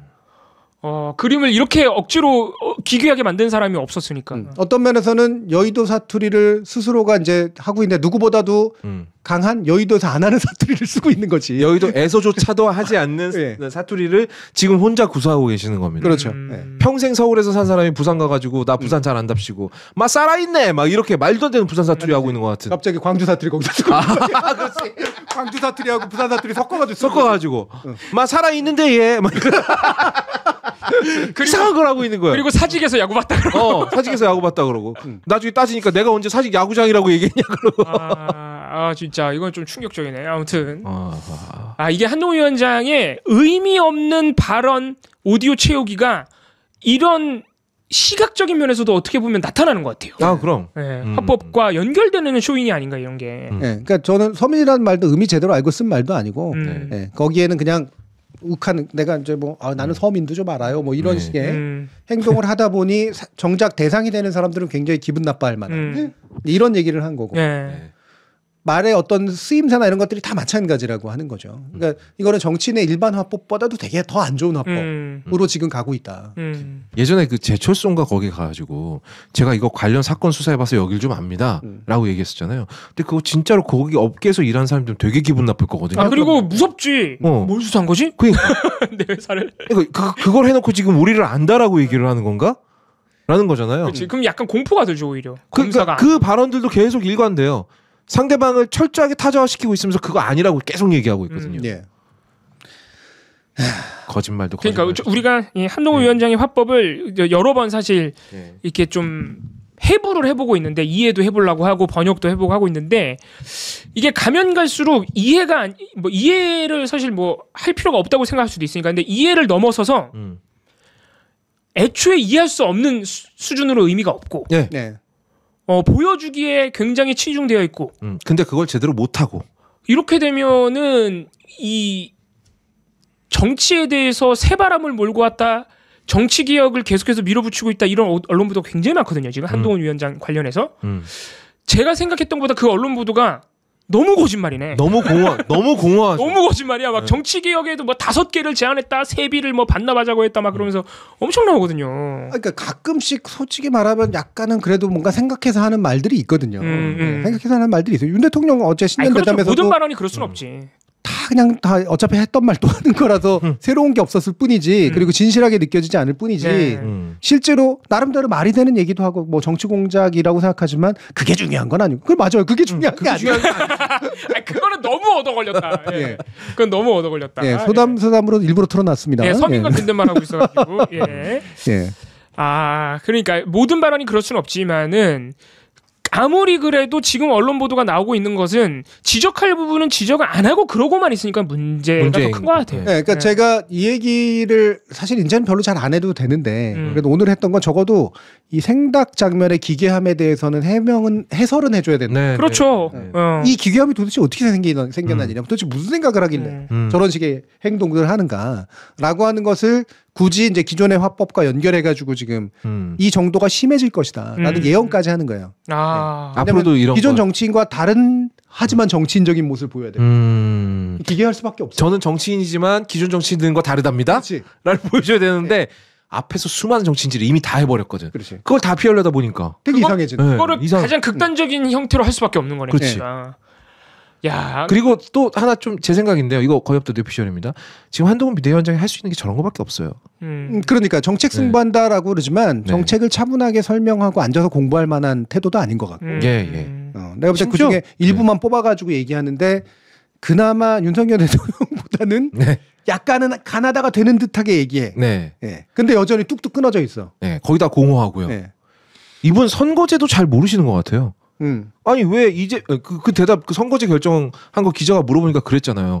왜 이재명 대표 한 사람의 결정에 따라서 이렇게 5천만이 영향을 받아야 되는 독단적으로 결정돼야 됩니까? 아니 이분이 기본적으로 지금 이해를 못 하고 계신 것 같은데. 그렇죠. 주연동형을 현행을 유지하자고 한 거니까. 그 뭐 당내에서 이재명 대표에게 포괄 위임한 거를 굳이 지적하고 싶었다면 뭐 혼자 결정한 거 아니냐 뭐 이렇게 하는 것도 뭐 이해를 할 수는 있는데. 근데 이재명 대표에게 위임한 것도 당론이잖아요. 그렇죠. 그러니까 그것도 사실 말이 안 되지만 준연동형으로 가겠다는 건 뭘 바꾸자는 게 아니라 그대로 가겠다는 그냥 내비두자는 겁니다. 그러니까요. 그런 게 아니고 그런 측면도 좀 있죠. 그래서 그것도 되게 이분 잘 모르시는 것 같은데. 그러니까 전반적으로 보면 정치인이 하는 바보스러움들이 있거든요. 그건 우리가 흔히 아는 것처럼 이제 전통시장을 찾아간다라든가 괜히 뭐 사좀 먹어 넣어주면 입에 넣어야 더 끔찍했던 건 수돗물 먹는다든가. 그러니까 이 모든 게 다 이번 정부에서 벌어진 그림들이야. 그러니까 한해 혐짤이 다 나와. 일단 굳이 말하면 정당을 가리지 않고 또 이상한 행동을 하는 정치인들이 많아요. 그렇죠. 예전에 그 사양 고양이 데려다가 그 고양이 또 커피 이거 내려갖고 맞아. 그런 거 하는 것도 있고 여러 가지가 있으니까 이건 쇼야. 근데 쇼인데 기본적으로 다 기괴함이라는 건 어느 정도는 다 있어요. 하지만 그 일부는 먹히니까 그걸 하는 거거든요. 그렇죠. 근데 지금의 기괴함의 수준은 꽤 달라요. 네. 그렇죠. 그리고 이거는 정치를 잘 모르는데 정치인이지 않은 척하는 정치인이 되려고 하니 생기는 문제야. 그리고 이거는 이 경향으로 가면 더 심해질 것이다. 앞으로 또 얼마나 기괴한 혐짤들이 많이 나올지 기대가 됩니다, 정말. 네, 그거는 이게 또 다른 관전 포인트네. 우리가 이제 총선으로 다가가면서 여야의 이제 선거전을 또 보게 될 텐데 한동훈 위원장이 그렇게 여의도 사투리를 싫어한다고 했던 한동훈 위원장이 앞으로 어떤 정치적인 쇼잉을 하느냐. 이것도 한번 지켜볼 만한. 네. 왜냐하면 또 민생 현장 행보 되게 중요시해요 지금. 거의 매일 돌아다녀. 35,000님이 반기문 전 총장이 가장 기억에 남는다고. 근데 그런 게 대표적인 예예요. 네. 정치가 아닌 사람이 정치인 흉내를 내다가 완전히 그냥 자빠진 그런 케이스죠. 근데 반기문 전 총장은 원래 신기류예요.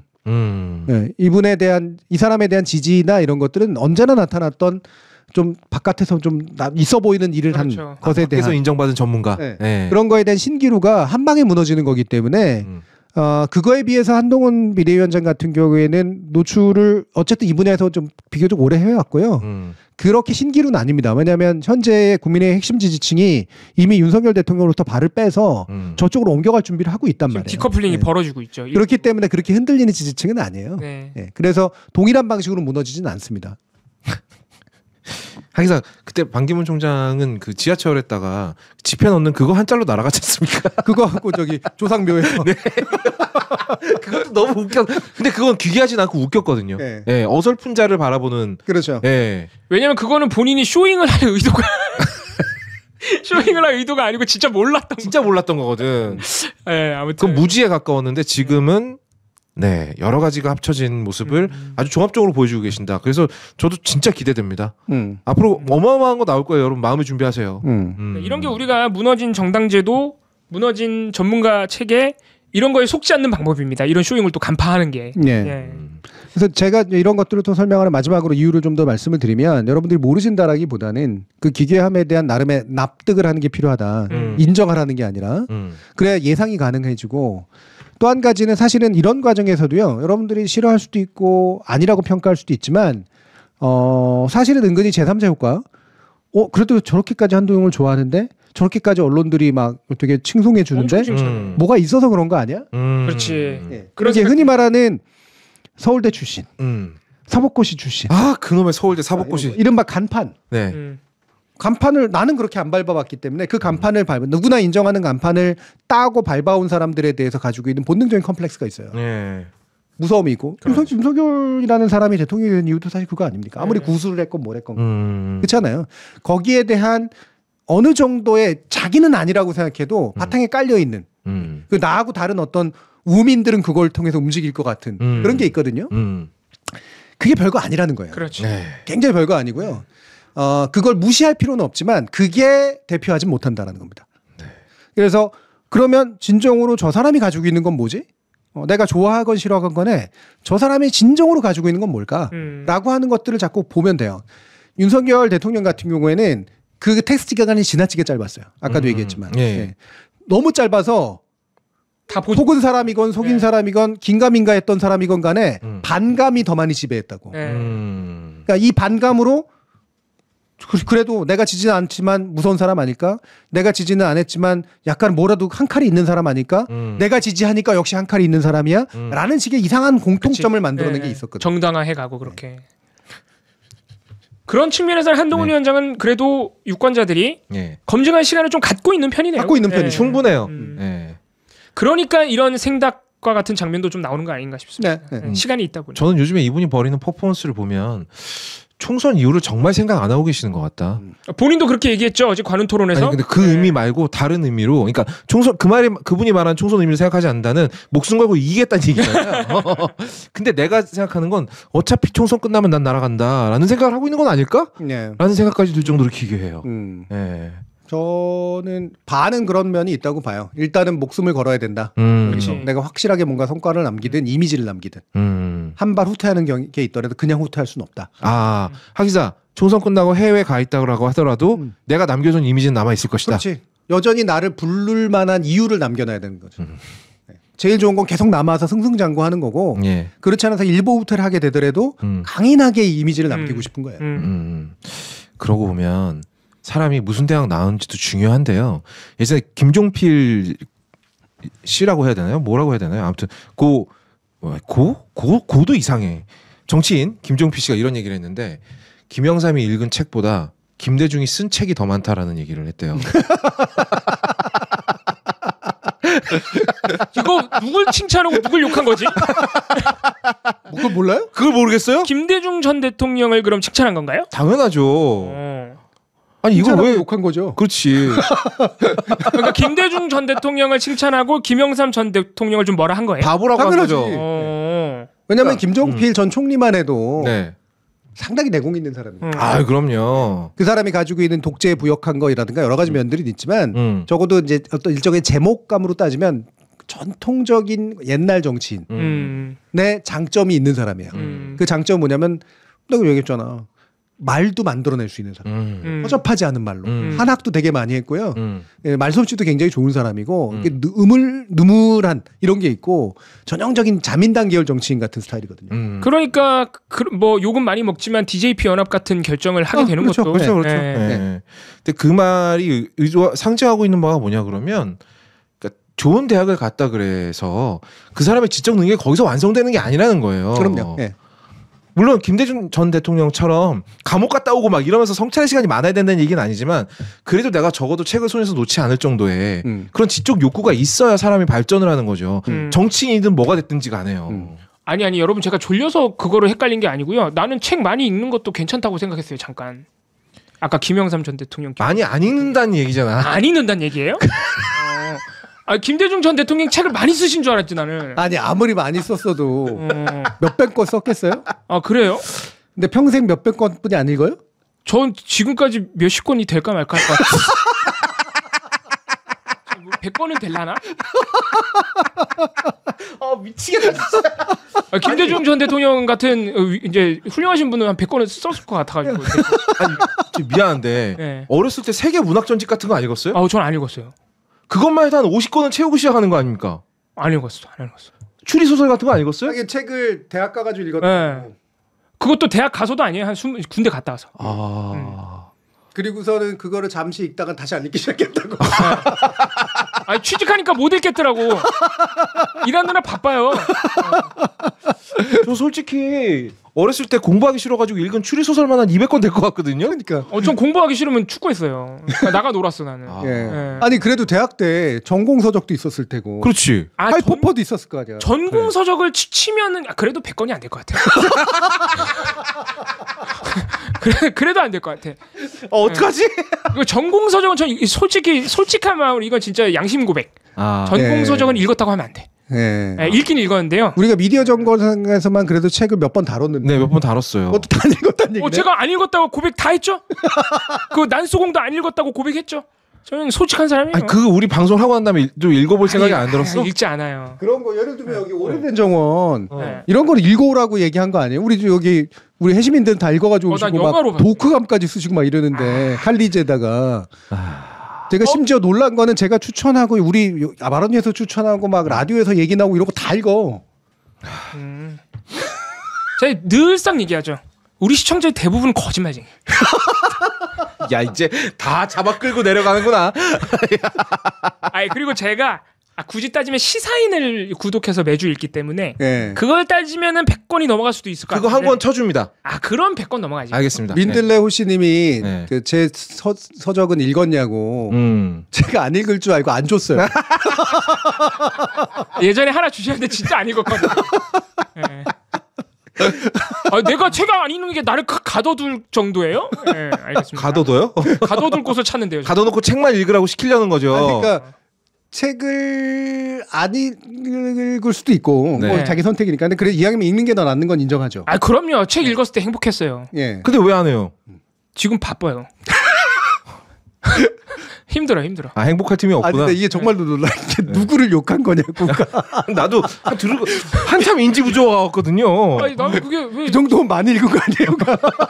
김영삼 전 대통령 책 많이 읽겠지. 그러니까 대통령 했겠지. 김영삼 전 대통령이 남긴 웃기는 에피소드가 셀 수도 없습니다. 그러니까 예를 들면은 수천 권을 만약에 불가능하지만 김대중 대통령이 썼다고 쳐요. 그리고 수천 권을 읽었다고 처럼 둘 다 칭찬한 거지. 그렇죠. 저는 그렇게 생각한 거죠. 근데 말의 어조가 김영삼이 읽은 책보다 김대중이 쓴 책이 더 많을걸? 이란 얘기는 넘어갑시다. 여러분이 저로 하여금 이 말을 정확하게 더 이해하셨다면은 그것으로 된 거죠. 아니 근데 뭐 이거 가지고 이제 막 그냥 깜짝 놀래서 그런 거예요. 아니 여러분 깜짝 놀래서 이것도 막 놀린다 그렇게 오해하지 마세요. 저는 진짜로 무슨 말인지 몰랐다니까. 이거 저를 이해시켜 준 거예요 이제. 저는 무슨 말이? 봉우리 만화책도 포함시켜 줍니다. 만화책도 안 읽었어요. 나는 만화 영화를 보는 걸 좋아했어. 비디오 빌려가지고. 이게 약간 우리랑 세대가 다른가? 봉우리가? 영상 세대라 그런가? 다르긴 하죠. MTV 세대라서 그런가요? 그래도 아직은 스마트폰이 안 나왔을 때 잘하는. 그렇죠. 봉우리 몇 살 때 나왔습니까 스마트폰이? 저는 아이폰으로 따지면 진짜 대학 들어가서예요. 2005년도에 나왔죠 그게. 제가 2006년. 아이폰이 우리나라에 퍼진 건 2009년. 그러면은 저는 훨씬 2006년에 대학을 입학했으니까. 그럼 대학 입학하고도 한 3년이 있었다는 얘기죠. 대학 다닐 때도 스마트폰 못 썼을 거라고. 저는 군대 갔다 와서 처음 스마트폰을 샀어요. 그러니까. 와우. 그러니까 이게 스마트폰이 이제 읽기를 되게 좀 멈추고 책을 뒤로 하게 만드는데 굉장히 중요한 역할을 했거든요. 다 TV라는데 TV는 아니에요. 스마트폰의 등장이 읽기를 특히나 책을 읽기를 굉장히 많은 사람들이 안 하게 만들었다. 맞아. 근데 그 이유가 뭐냐면 책을 짧은 시간 동안 읽기가 안 좋게 나서 그래. 사람들은 책을 작심하고 읽어야 된다고 생각하기 때문에 이 짧은 시간 동안 내가 대부분 사람들 시간이 짧잖아. 그 시간이 짧은 동안 결국은 다 전화 보고 있잖아. 그러니까 이 시간을 책으로 채워야 된다 생각이 안 드는 거지. 책은 왠지 언젠가 한번 가만히 앉아서 읽으면 될 것 같아. 내가 지금부터 책을 읽겠어. 근데 그런 시간은 감옥 가기 전에 안 오거든요. 책도 짧게 읽어야 돼요. 제가 그때는 그랬어요. 그때 대학 다닐 때. 군대 갔다 와서 스마트폰 사고도 지하철 안에서도 항상 책을 봤죠. 스마트폰을 좀 허접한 걸 썼나 보죠. 그것도 정답이야. 정치 번역기는 헬마우스랑 하고요. 아무래도 그리고 이봉 활동가는 우리 독서반부터 합시다. 그래서 좋은 생각입니다. 다 웃자고 한 소리인 거 아시죠, 여러분? 독서반부터 해서 일단 책 다 읽고 오고 같이 독서반하고 내가 독서반 하면 출연료 줄게. 대박. 세상에 돈 받으면서 책을 읽을 수 있어. 그리고 카메라 하나 들고 와가지고 우리 독서반 하는 거 찍어. 와. 근데 독서반 저 혼자예요? 여러 사람 같이. 여러 사람 오세요? 오프라인에서는 한 10분 정도 계시고 온라인도 같이 하시는 거라서. 문제가 있다. 왜요? 그거를 만약에 같이 하는데 저만 출연료를 줘버리면 이게 다른 분들은 돈 내고 오시는 거고. 근데 나만 돈 주면 더 이상하잖아요. 그러니까 뭐라도 들고 찍으라고. 카메라맨이라고 하면 되잖아. 그러니까. 제가 또 저 혹했는데 또 나만 돈 준다 그러면 좀 그래요. 사실은 정치 번역기를 헬마우스가 하는 게 싫은 거야. 아니야. 난 진짜 돈 주면 글로 가는데. 이게 내가 늘 이 해시TV를 하면서 1년 전부터 이제 얘기하는 게 뭐냐면 나는 이봉우 활동가가 지금보다 더 많이 쓰일 수 있는 사람이라고 생각하고. 저도 그렇게 생각합니다. 그래서 그런 자질을 가지고 있는데 그 자질을 완전히 발휘하기에 뭔가 빠진 이가 몇 개가 있어. 톱니바퀴가 몇 개 빠져서. 이게 학력이나 이런 문제는 아니에요. 학력 뭐 충분히 괜찮고 전공도 충분히 괜찮고 학력 나보다 칼포포도 알고 그러는데. 칼포포. 교수님 그거 들어가니까 조롱 같아요. 평생 읽을 책은 그때 다 읽었다니까요. 그리고 어쨌든 뭐 뉴스를 금방금방 딱 보고서 딱딱딱딱 짚어내고 딱딱딱딱 리포팅하고 잘하잖아. 잘하죠. 근데 여기서만 멈추면 안 되니까. 야 이제 시청자분들이 여기서 더 이상은 나를 쉴드를 못 치겠단 말까지. 야 내가 뭘 그렇게 잘못했어. 그러니까 나는 어쨌든 해시태그에서 시작해서 한 2년의 기간 동안 우리 이봉 활동가가 많이 성장해 왔다고 보거든요. 그럼요. 그리고 다음 단계에서 물론 이게 제가 다 만들어 드리는 건 아니긴 하지만 그래도 저랑 같이 활동하는 동안만큼은 스스로의 성장에 도움이 될 수 있는 제가 배경이 되고 싶은 그런 마음이 있는데 제가 볼 때는 정치 번역기 하는 것보다 책을 읽어야 돼? 독서만 하는 게 맞는 것 같아. 어차피 앞으로 해시칼리지 오프라인 강의는 웬만하면 나올 테니까 거기 카메라도 좀 약간 잡고 있고 이래야 되는 거 아니에요. 변명 그만할래요. 빨리 넘어가야 돼. 영화 얘기해 영화. 제가 당분간은 하는 거죠? 뭘요? 정치 번역기를. 헬마를 데리고 당장 다음 주에 못 데리고 오잖아. 그죠? 일단 다음 주에 내가 전화번호 알죠? 알죠. 제가 몰라서. 당장 다음 주 될 걸요. 지금 뉴스 하이킥도 그만둬가지고 별로 할 일 없어요 그 친구. 아니야. 그 아니야. 그리고 또 그 친구가 정준 교수님 엄청 좋아합니다. 같이 해보고 싶어해요. 진짜 저 자꾸 이런 식으로 하면은 소송 걸 거예요. 소송? 무슨 소송? 뭔 소송? 소송이요? 언중이 같은 거 말하는 거죠? 중재인가? 중재인 걸어야 되나? 등록된 언론사가 아니잖아요, HTV가. 네. 하여튼 뭐 이게 반농으로 했지만 반은 진이에요. 네. 반농 반진입니다. 반농 반진. 저도 진담이 있어요. 뭐가요? 다음 주까지는 해야 돼. 알았지. 알겠습니다. 일단 요거는 제가 농반 진반으로 했고 여러분들도 의견 주시고요. 여러분들의 의견을 받아서 우리 민회원들한테 여쭤볼게요. 왜 그거를 당원들한테 책임을 전가합니까? 당원들한테 책임 결단을 하세요. 결단을. 우리 당원 투표로 합시다. 네. 이 중요한 결정을 지금 10만 구독자의 삶에 영향을 미치는 중대한 사항을 아직 9만이에요? 9만이에요. 네. 알겠습니다. 네. 하여튼 그거는 그래서 여러분들께도 이제 좀 시간을 드리면서 설날 떡국도 좀 드시고 그러면서 고민하시다가 해시 라디오 50으로 결정합시다. 야, 나 다른 교수님 두 분이 더 계신데 왜 내 편이 한 명도 없을 것 같지? 민동기 기자 포함해서 3명 중에 단 한 명도 내 편으로 들 것 같지 않다. 일단 그 세 분 다 먼저 1차 경악부터 하실 겁니다. 네. 정말? 이렇게. 봐봐요, 지금 우리 회원님들이 다 봉우리 성장하는 모습 보고 싶다잖아요. 그러니까. 벌써 독서반 신청을 왜 하시는 거예요? 독서반 신청한다는 사람이 있어 벌써. 독서반 신청도 많이들 하셨어요. 이미 했구나. 많이들 하셨어요. 그럼 혹시 이미 오프라인은 꽉 찼고 오프라인 조금뿐이 못 모시니까 온라인으로도 많이 신청하셨어요. 저도 하고 싶어요. 저는 그냥 돈 안 받고 할게요, 교수님. 돈 내고 하겠다는 소리 나네. 내가 준번호 가르쳐 줄게. 네. 그러면 잠깐만. 유료 신청하면 나도 할 수 있는 거잖아. 물론 그건 당연하지만 이제 우리 스탭들이야. 스탭들은 같이 하는 거니까 그거는 좀 약간 다르죠. 이제 스탭들이 아니고 이제 일반적으로 오시는 분들에 대해서야 이게 돈이다 아니다의 문제라기보다는 여기 스탭은 제가 돈을 들이면서 일을 시키는 입장이고 같이 해달라고 얘기하는 입장이니까 일의 연장해서 그냥 하는 게 더 좋다는 거예요. 그 관점으로 하는 게 내가 부르기도 편하고. 그래서 그러니까 이게요, 억지로라도 손에서 스마트폰을 놓고 활자와 문서를 읽는 버릇을 좀 해야 돼요. 그러니까요. 제가 늘 강조하는 게 이게 습관을 만들지 않으면 안 돼요. 특히나 제가 항상 하는 얘기지만 손에서 스마트폰 놓고 특히나 스마트폰 중에서도요, 릴스랑 쇼츠를 멀리 해야 됩니다. 그렇죠. 이게 정말 사람을 바보 멍텅구리로 만들어요. 보다 보면은 여러분 그런 경험 있으시죠? 릴스 몇 개 넘겨보고 있었는데 시간이 한 30분이 지나갔어. 릴스 아무리 길어봐야 1분 안 넘잖아요. 근데 그거 몇 개 넘겨보니까 어렵쇼?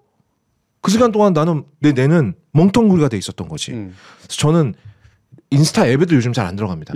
릴스 볼까봐. 여러분 제가 지금 멍 때리고 있는 게 아니고 여러분 여론이 심상치 않아 지금 걱정하고 있어요. 벌써 뭐 헬마님이랑 교수님이랑 호흡 잘 맞을 것 같다는 얘기하고 있고 이 심상치가 않아 지금. 다 한패야 아주 그냥. 다 한패하는. 여러분들이 봉우리 많이 걱정도 하고 심지어는 거업이 봉우리 가지 뭐라 그런다고 많이 이렇게 걱정도 하시고 욕도 하시고. 알고 보면 한패면서. 그랬는데. 교체에는 찬성을 하시는 거야. 그래서 내가 멍 때리는 게 아니고 지금 심각하게 댓글을 보고 있는 거예요. 내가 여러분들 때문에 지금 내 말에 맞지 죄다 거짓말쟁이야.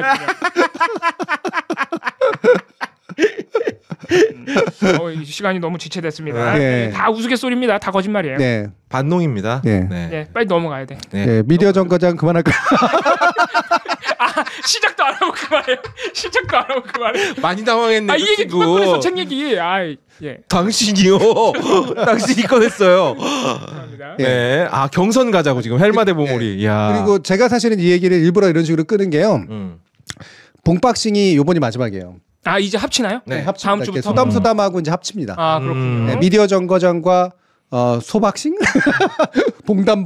맞아. 이렇게 되는 거죠. 그러니까. 봉담에서 어떤 컨셉이냐면 하나는 우리 이제 거업님이 가져오시는 언제나 궁금한 키워드. 게 있으니까 이걸 이 현상을 뭐로 표현해야 될까라고 하는 쪽과 또 한 가지는 여러분들이 물론 내주시는 것도 있고 언론에서 보도되는 뉴스레터 제가 주로는 정치번역기에서 이제 많이 다룰 테니까 그 뉴스레터에 쓰여지는 것 가운데 핵심이 되는 키워드 잘못 쓰이고 있거나 이상하거나 좋거나 그거를 가지고 이제 보도를 엮어가지고 같이 얘기를 나누는 방식으로 좋습니다. 그러니까 뉴스레터는 지금까지 해오던 대로 훨씬 짧게 그렇죠. 훨씬 짧게 정보 위주로 만들고 어쨌든 지금 해오던 체제 그대로 뉴스레터는 가고 봉담이나 아무튼 그 코너 안에서 핵심이 되는 2주의 뉴스 키워드나 뉴스가 자꾸 보여주고 싶어하는 부분을 가져오면 되겠군요. 알겠습니다. 그래서 소담 봉담. 그것도 괜찮. 소담 봉담. 내가 오늘 마지막이 아니라니까요.